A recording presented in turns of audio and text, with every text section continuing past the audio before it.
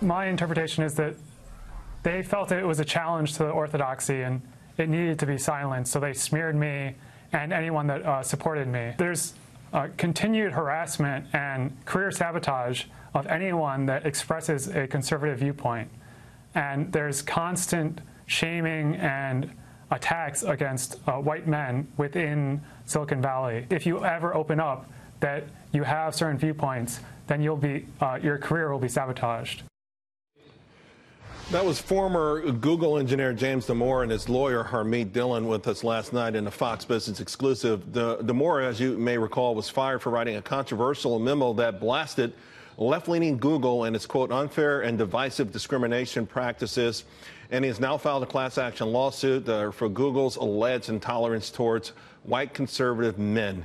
Harmeet Dhillon is back with us tonight. Harmeet, thanks for coming back. A lot of reaction to that interview. Google, of course, put out a statement before the show was over. I want to get back to this. The notion that Silicon Valley is somehow inherently discriminating against white conservative men.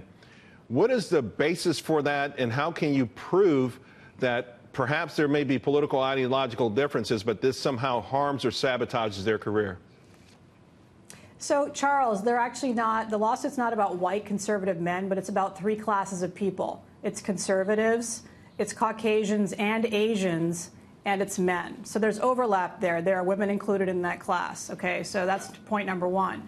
But point number two is each of those different categories we have demonstrated by evidence in our complaint that's alleged. For example, conservatives are subject to shaming. It's perfectly tolerated at Google to put very negative characterizations of people who are Republican or who may have supported Donald Trump in the election, and even talk about equating those people to Nazis and to punching them, which is pretty offensive and outrageous. That type of language, by the way, is not used by conservatives and certainly wouldn't be tolerated. So there's a clear bias there. And then we've also noted a number of instances at Google where there are group meetings where groups that have less women than men are shamed by booing at the managers who have that disparity.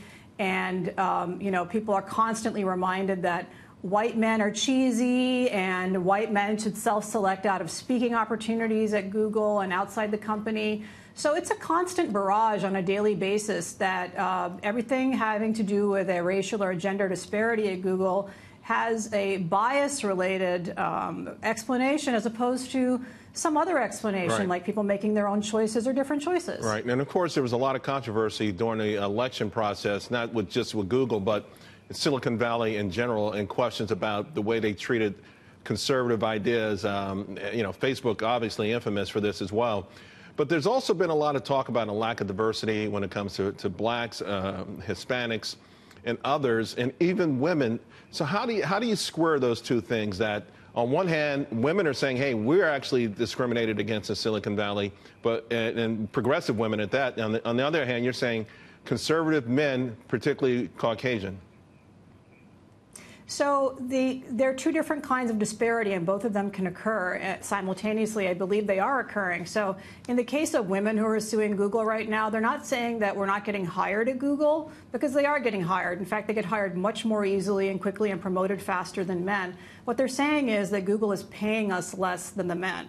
They may be doing that. Why not, if they can get away with it? So, I think right, they're probably doing that. That's illegal as well, and that should be remedied by the courts if Google doesn't fix that problem. Now, Google is obviously saying that the methodology to prove their cases is flawed. It's not true, but they're going to have a burden of proving that, and right, the women have come forward with some interesting evidence. Harmeet, thank you very much for last night and for coming back tonight as well. We appreciate it. My pleasure.